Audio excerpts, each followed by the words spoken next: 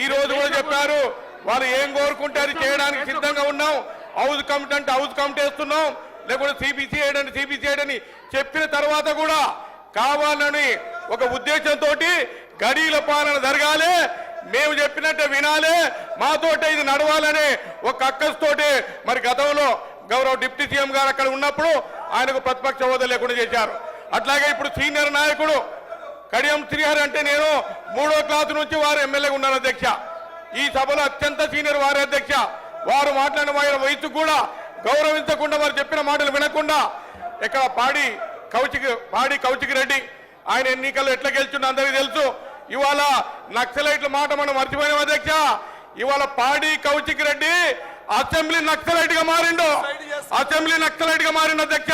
తప్పకుండా మా డిమాండ్ ఇక్కడ దళితులు గౌరవులు దళితులు గిరిజనులు అట్లాగే ఆదివాసీల పక్షాన మేము డిమాండ్ చేస్తా ఉన్నాం అధ్యక్ష.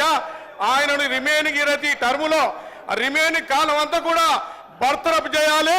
అట్లాగే హరీష్ రావు గారు కేటీఆర్ గారు కూడా వారు కూడా బేషరతుగా గౌరవ సభ్యులకు కడియం శ్రీహరి గారికి క్షమాపణ చెప్పాలి. అట్లాగే ఈ సభకు మొత్తం కూడా క్షమాపణ చెప్పాలని డిమాండ్ చేస్తూ ఇక్కడ దళితులు గిరిజనులు అట్లాగే ఆదివాసులు ఎవరు తక్కువ లేరు అధ్యక్ష. అందరూ కూడా డాక్టర్లు ఇంజనీర్లు చదువుకొని వచ్చినాం. మరి గౌరవ మా పార్టీ తరఫున మాకు అవకాశం ఇచ్చారు. గౌరవ ముఖ్యమంత్రి గారు ఇక్కడ ఉన్న మా నాయకులు కూడా అవకాశం ఇస్తే గెలిచి వచ్చిన అధ్యక్ష. మేము వాళ్ళకన్నా తక్కువేం కాదు అధ్యక్ష. ఇవాళ బెదిరిస్తా ఉన్నారు, AK-47 లాగా చూపిస్తా ఉన్నాడు ఎవరు మన పాడి కౌశిక్ రెడ్డి గారు. కాబట్టి ఇది మంత్రి గారు, తప్పకుండా మీరు యాక్షన్ తీసుకోవాలి. ఇవాళ నాకు ఆయన చూస్తే అనిపించింది అధ్యక్ష, AK-47 గతంలో ఎవరు పట్టింది అధ్యక్ష? గతంలో నక్సలైట్లు పట్టింది అధ్యక్ష. ఇవాళ ఈ సభలో పాడి కౌశిక్ రెడ్డి గారు నక్సలైట్ల దగ్గర కాల్చి చంపుతాం అని ఈ రకంగా ఏంది అధ్యక్ష? ఇది ఏం జరుగుతుంది అధ్యక్ష? కొత్త సభ్యులు చాలా మంది వచ్చింది అధ్యక్ష. ఇదేనా మన సభ సాంప్రదాయం?